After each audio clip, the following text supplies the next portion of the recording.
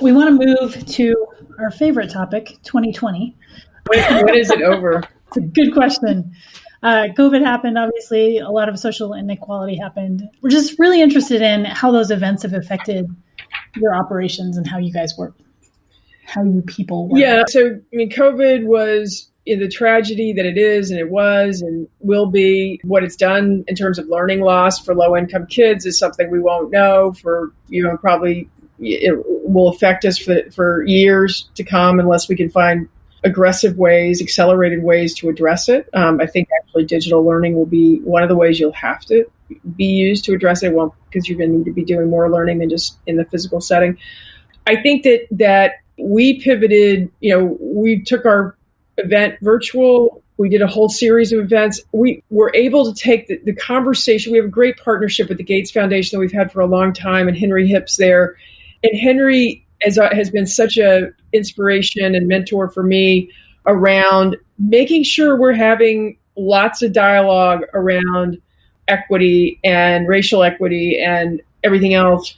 So we had a series of conversations in the spring. The first one actually moderated by Henry and with 4 leaders of the Black community across the education spectrum, and who called themselves the elders, even though one of them is younger than I am. But and it was an incredible conversation. In fact, Harvard Business School is going to teach a case study using that panel discussion as the read-in, and then have Henry come in and participate in the Zoom class this fall, which we're very proud of. And then we had 2 more conversations, one with white leaders moderated by Carlos Watson, and then we had one with younger leaders from the education sector who've been extremely involved in the Black Lives Matter movement, which was fantastic conversation. Hard, but incredible conversation. All of them were hard. So I think that what we've tried to do, what 2020 did to us is took something that we'd always, cared about and tried to push for. We've tried to make it more real. We've tried to make it more central. We've tried to make a dialogue. We've tried to have it be actionable. So that's been good, really good, as discouraging as the things that have happened this year have been. Yeah, those are the big changes. One, just the move virtual. The other is just that our companies, for the most part, are exploding in a good way. And so the silver lining for us of COVID is that, digital learning has become front and center. It's important. It's what people are talking about all over the world, across the pre-K to gray spectrum. And that's made us pretty busy. I love your mission. I love the fact that you're trying to make the future equal for everyone. Equal access to the future, I think, is how you said it earlier. Earlier on, you mentioned the 2 areas where you work that probably have the most impact on organizational learning and development is probably the stuff you do for organizational learning and development, as well as college, so secondary education. The more I look at this problem, and this is sort of an aside, Deborah, but the more I look at this problem, it's broken from Head Start programs. It's broken from preschool on up. Yeah. And I'm just wondering, how can organizations, do you have any ideas for how organizations can help solve this massive problem that's going to take at least 20 years to work its way through the system?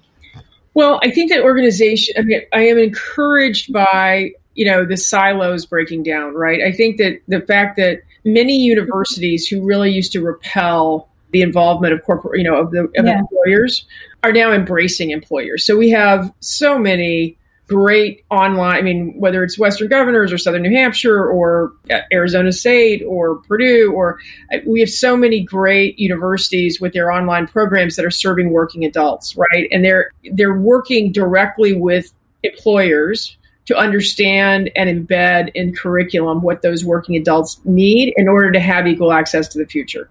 So very encouraged by that. I also am encouraged by even reaching down into high school, where we're beginning to see, and we actually had a lot of this program at the ASU GSV Summit this year, where we're seeing a lot of companies. Places like Microsoft have been doing this for a long time with their P-Tech high schools model, but really seeing an active engagement by employers in the educational systems, because, again, if learning isn't relevant, particularly for low income kids, if there's, the abysmal results we've shown, part of it is just we've failed to prove that it's relevant to be sitting in a class or now on Zoom or whatever to the future. And so we've got to create relevance. And I think the engagement of employers and internships and things that make it tactile are really encouraging and exciting. So I think that the more that employers get involved with higher education, with K-12 education, so that we've got, that these are a continuum as opposed to silos, I think the better.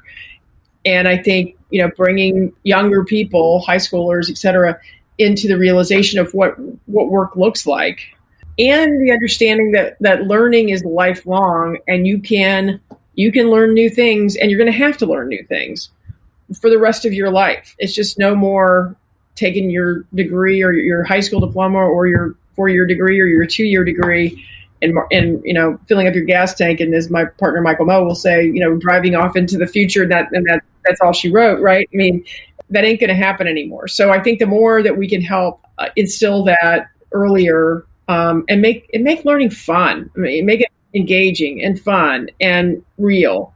I think that's what businesses can do. I think it's actually been, COVID's interesting because employers have been sitting at home with their children.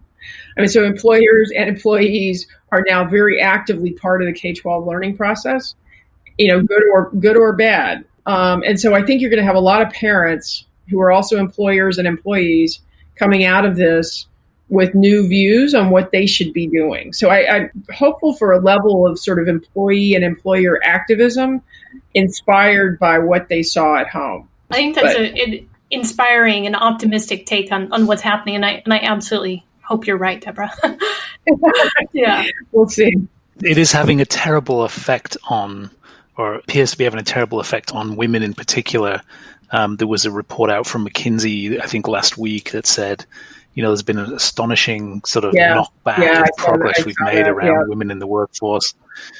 That's pretty sad, but I'm any silver linings we can find out of this year is good. Sorry to butt in. I agree. I think, hopefully that will even itself back out. It does prove that women do all the work, but which we've always known. But I do think once it gets back to, I do have a husband who actually does half the work, but it depends on how you define work. But it will be interesting to see what parents. We're already seeing, and we just invested in a company called Class EDU, founded by Michael Chazen, who is the co-founder of Blackboard and longtime CEO of Blackboard. He was at home watching his kids do Zoom, realized that Zoom's not a teaching and learning platform, so he's building on the Zoom SDK a product that is going to make Zoom a teaching and learning platform, not just for K-12, but actually for higher education. Actually, probably has great application in the enterprise. And he will get there, and it's been fascinating. The attention that's gotten everyone he's shown to has the product is just rolling into beta, but everyone who's seen it has wanted to buy it. So I think you are going to see some creativity come out of this that is good, and some innovation that will be very good for the future. Seeing as though I can hold my tongue no longer, sorry, but Deborah, who would you talk to if you were doing a series of conversations on this topic of purpose and its relationship to talent and learning? Are there any startups that are doing this really well, for example? Yeah, I think there's a startup called Remind in the K-12 market that we invested in our first fund. The CEO there came in, he was not a founder, he came in really to turn around the business, which he's done really nicely, Brian Gray. And Brian's a very experienced, he ran Bleacher Report, was an early Yahoo executive, really talented technology and talented CEO. His statistics on what they've done, he and his head of talent, to turn that company from a company that was not adequately diverse. It's a decent employee for a startup. It's a decent employee size. His numbers are just jaw-dropping in terms of what he's been able to do to create a workforce at Remind that reflects racial and sexual equity. He's great, and because it is hard to come in and do that, when the car's already running down the highway with it's changing all the tires. But he's been great. I think Rachel Carlson at Guild is another great example. Obviously, female CEO, female chief, her head of engineering is a woman. I think it helps when you're a female leader. I think you attract great women probably more easily. But they've had incredible intentionality in building out. And this is a company that has grown extraordinarily quickly for its enterprise SaaS business, and that has seen incredible growth over just 4.5 years. And they've done that with a incredible commitment to equity and access. And I think she would be great to talk to.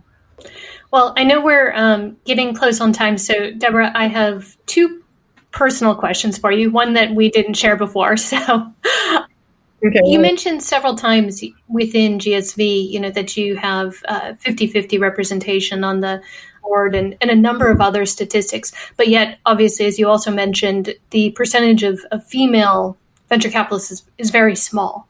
So I'd love to hear a little bit about kind of how you think your approach and the perspective you've brought has influenced GSV and also what you might hope to see more broadly in the VC industry. Yeah, I think that, what would I like to see more broadly? I think that I do believe in the power of diversity. And we actually, as a firm, while we've done incredibly well with racial diversity, with sexual diversity, we have not done as well with racial diversity. That's something we've got to reverse. And I think so it's really important to be also transparent about what you've done well, what you've not done well.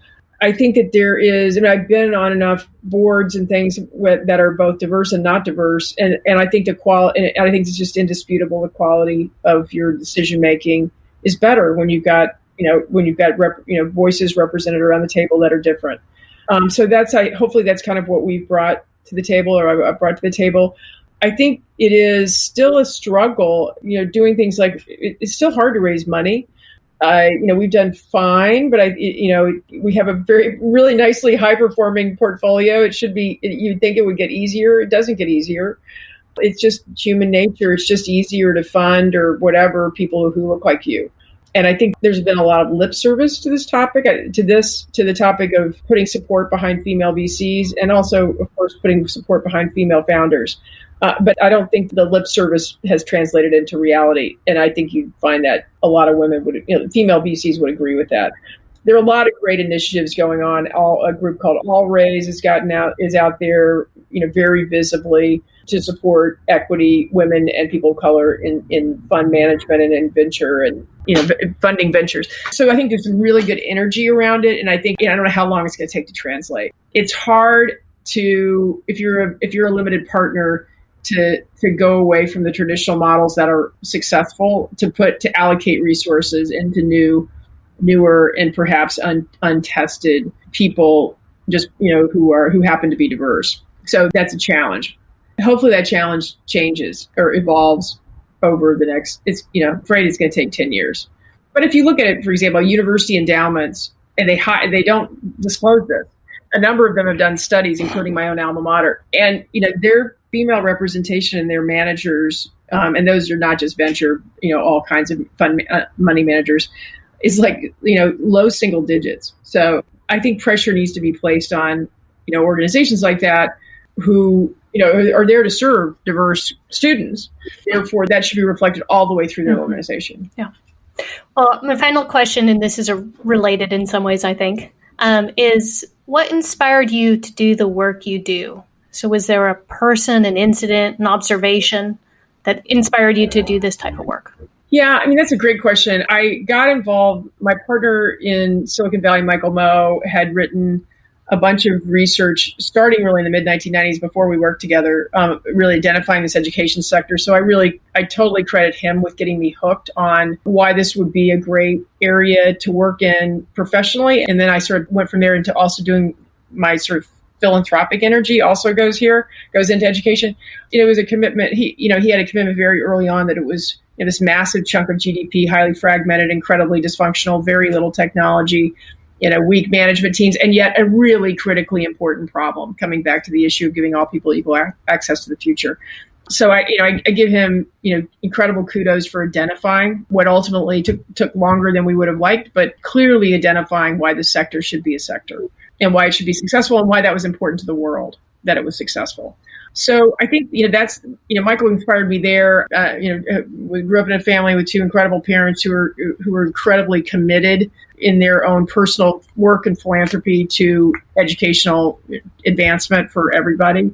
And so that helped. That was a lot. And then I just loved it. Is it more fun to go call on a company that makes breakfast cereal, or is it more fun to go, call on a company that's really trying to change people's lives meaningfully? And I don't mean to demean what anyone does, but it was just in the roles that I was in as an investment banker and then ultimately an investor, it was just a lot more fun, inspiring to get out of bed